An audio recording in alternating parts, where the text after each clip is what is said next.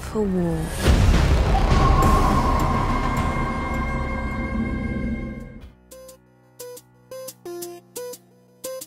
Hey guys, Sarah here with That Hashtag Show. I'm here with Janet Montgomery of the TV series Salem. Hi. How are you? I'm good, how are you? And now am I looking at you or at the camera? I don't know what to do. We're just going to do a little bit of this and a little bit of that. All right, we're going to like a three-way. Exactly.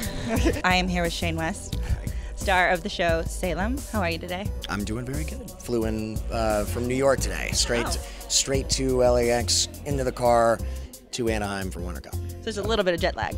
Yeah, none at all. None. I am here with Brannon Braga, the creator of Salem. One of the creators. One of the creators of Salem. Now, I have a question for you. For those that might not be familiar with the show yet, how would you describe the show to them and get them to watch it? It is a supernatural thriller that takes place in Salem in the 1600s, and it's a take on the Salem witch trials that you've never seen, where the witches are real and they're running the trials. And it's a sexy, scary show. Very scary. I want to know, the series finale, or season finale, left us with a pretty big cliffhanger with John finding out that you are indeed a witch. Yeah. So in the upcoming season, can you give us any little tidbit about the aftermath of that? Well, after Mary reveals herself as a witch, he accepts her. John accepted her, but she doesn't go back to meet him at the time that she said she would, and that's because she's being manipulated with her son that she Right. gave up 7 years ago. And she got to see it for the first time. Yeah, so this season starts off with Mary believing John is dead, and the only thing that she's living for is her son, and she has a lot of enemies, and it's just each for their own, and everything she's doing, you get to see her be very maternal. So at the end of the finale of this last season, Sure. you found out that Mary is a witch. That's right. Right. So does John just kind of go, okay, cool? Like, how does he kind of digest this whole thing? Well, that was a tough thing because we had a whole lot to say or not say in that scene when he discovers that she is a witch in the finale. And with one scene, with one episode left in the year, John makes a decision on the spot that he still loves her. He knows that he does, and that he can work around that somehow. But as long as they leave the town together, and as long as they start a life in another town. But she leaves him. He stays out there for her. She leaves him for dead. She doesn't she doesn't show up, and it's like the second time. And at this point, John's run out of excuses to keep Mary Sibley alive. So he for season 2, it's a revenge season for John. He's hell-bent on revenge. He plans to eradicate every witch in Salem and every witch that comes across his path, including Mary Sibley, if and when he runs into her. Oh, wow. Yeah. So it's about to get... It's a lot more focused. It's a lot easier of an answer for me this year than last year was. I was like, he's comes back to town, he's the love of his life, married the person he hated most in life, he's kind of sad.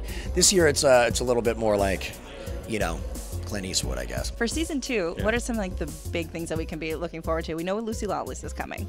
Oh, she is great. Yeah, she plays the Countess Marburg, who may in fact be the original witch, maybe even the first witch. She certainly likes to think of herself that way. She's thousands of years old, and she's been trying again and again and failing at achieving this thing, the grand rite, that Mary seems to have achieved in Salem. So she wants in on that. And that's to do with the very arcane, and again, all based on kind of occult history, things that people really believe were true, of what is it that they were actually trying to do back then, and maybe succeeded. Oh. Uh-oh. We might be living in their world. I actually think that'd be really exciting. And now you've got a new witch coming in with Lucy Lawless, going to shake things up. Yeah. She's amazing. We're very blessed to have her aboard, and the character is so rich and enjoyable. I'm hoping that I get to do some scenes with her at some point, but because I haven't been able to yet. I'm still hiding. John's hiding. So. Well, he's got to come out.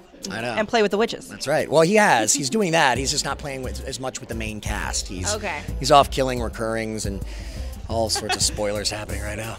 It's okay. That's what happens when you're halfway through a season. Yes. Yeah, we're not telling anyone, right? No, okay, good. It's fine. We're good. Now, what made you want to jump into a witch show? What made you decide, there's been Charmed, we've got the Crucible movies and things like that. So what makes this different, and what made you kind of want to do this? Oh, well, witches have been on my mind always. I mean, and the things you mentioned, and I think it's probably of the great horror archetypes, it's actually the least well served. I think there's very little. There's tons of things kind of about it, but nothing that's really explored it. And I guarantee you, nothing ever that has explored it based on everything we now know about what witches were from the Middle Ages through to, say, the 17th century. All this crazy, just batshit crazy stuff.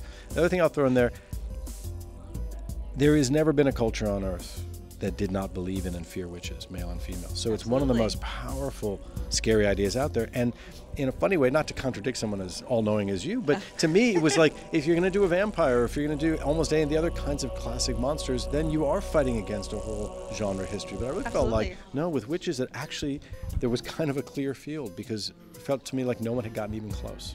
On set, do you ever have anything spooky ever happen? Oh, that's a good question. It does feel like we have a lot of like illness and things like that. And apparently, I found out that where we shoot Grand Cane is notoriously haunted. Oh. I went to a cafe near there, and they were telling me that it's like a haunted place. So I was like, well, that kind of makes sense. No wonder we're shooting here. Is it always like cold and things are flying around? Yeah, I guess. Yeah, I mean, there's a lot of snakes out there as well. I mean, maybe we're cursed up there. I don't know. I'm just a witch. What do I know? Well, make sure you check out Salem, and thank you so much for chatting with me, Janet. No, thank you so much. You're so sweet.